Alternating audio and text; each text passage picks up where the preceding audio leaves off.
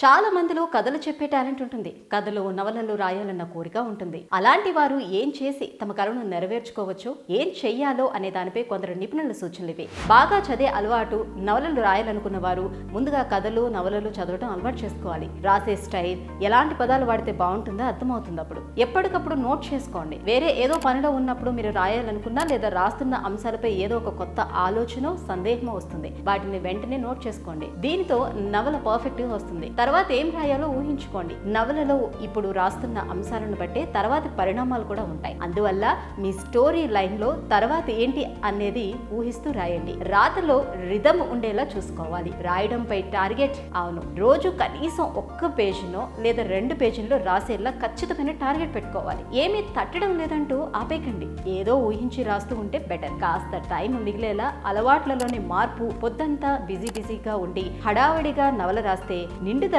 లోపిస్తుంది. కాస్త ప్రశాంతంగా టైం మిగిలేలా అలవాటు చేసుకోండి. డేటా సిద్ధంగా ఉంచుకోండి. మీరు నవల రాసే అంశానికి సంబంధించిన సమాచారాన్ని, అంటే పుస్తకాలను, ఇంటర్నెట్ లో డేటాను ముందరే సిద్ధం చేసుకోండి. ఎప్పుడు ఏ సందేహం వచ్చినా తీర్చుకోవచ్చు. కొత్త ధనంతో నవల రాయొచ్చు.